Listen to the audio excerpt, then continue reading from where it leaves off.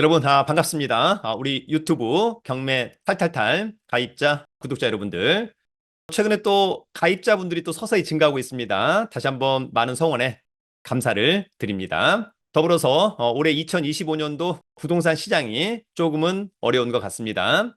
그러한 가운데 저희 수강생 또는 지인분들이 최근에 3번 또는 4번 이상 유찰된 아파트 일단 최저 매각 가격이 상당히 매력적이다. 그래서 입찰을 해도 될까? 이런 질문을 하는 분들이 몇몇 분이 있었습니다. 그래서 저도 그런 물건을 보면서 좀 문제가 있지 않을까?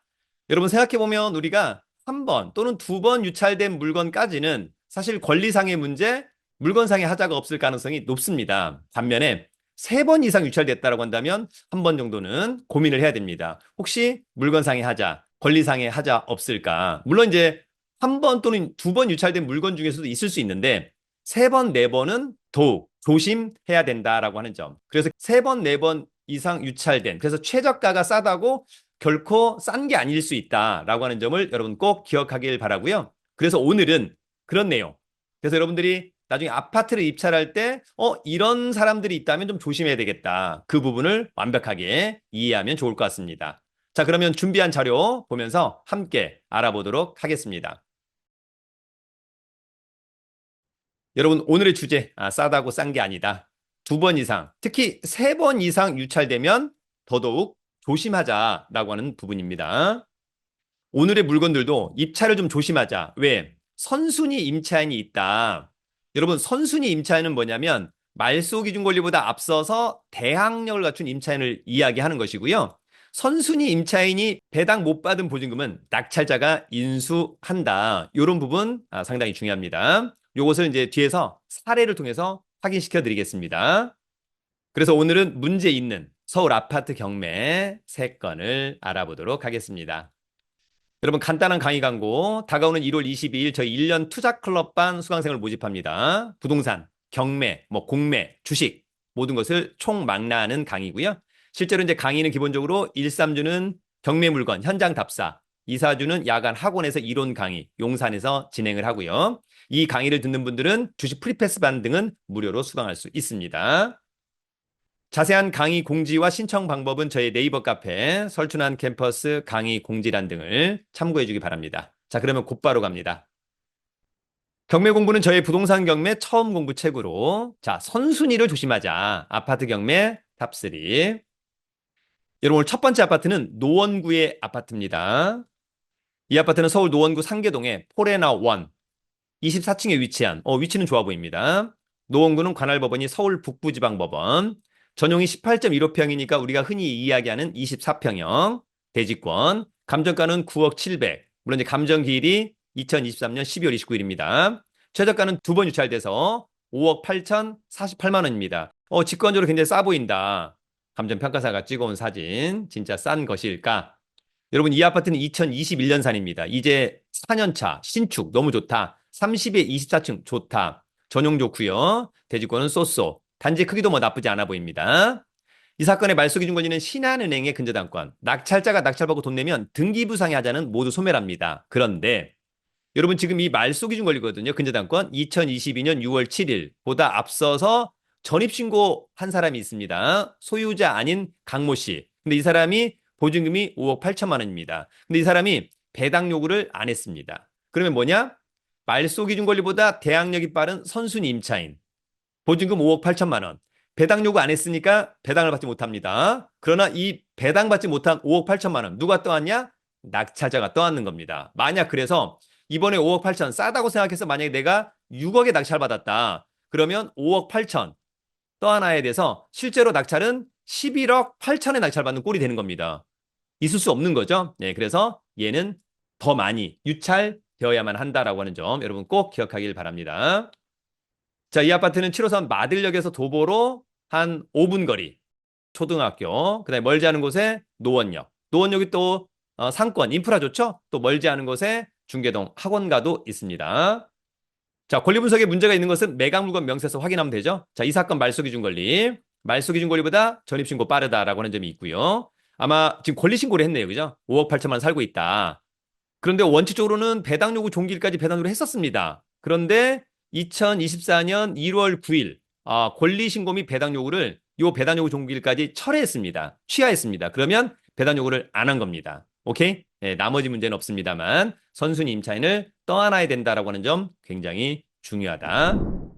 여러분 오늘 두 번째 아파트는 영등포구의 아파트입니다. 사람들이 싸다 뭐 이런 느낌 가질 수 있는데 어떨까?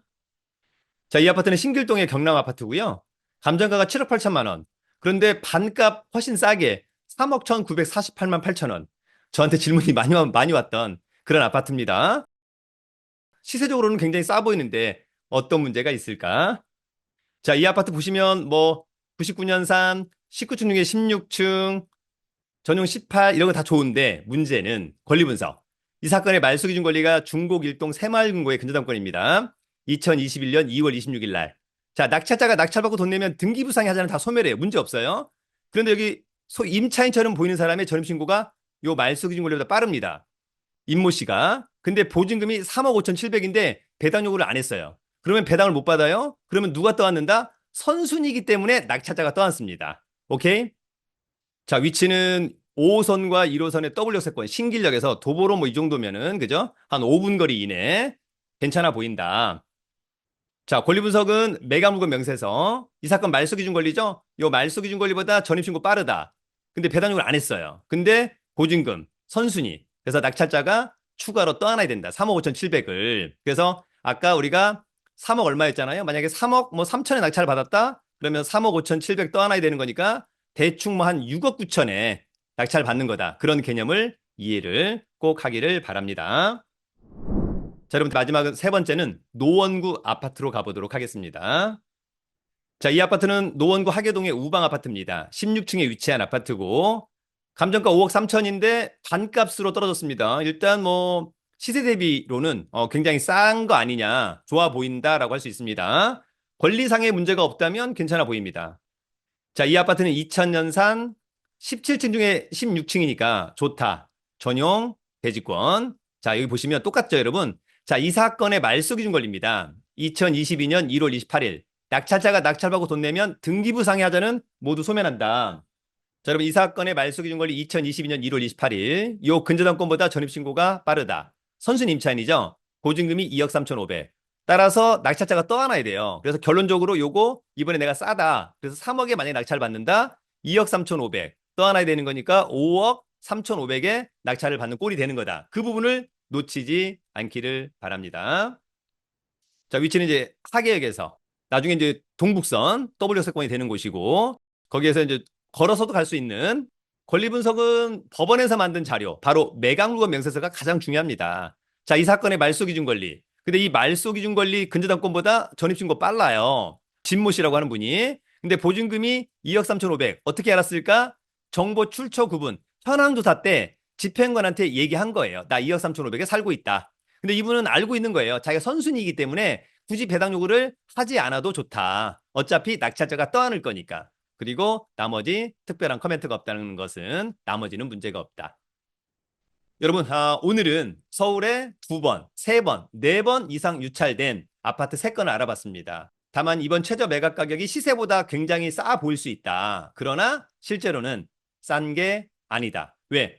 선순위 임차인이 배당받지 못하는 보증금을 낙찰자가 추가로 떠안아야 된다라고 하는 점.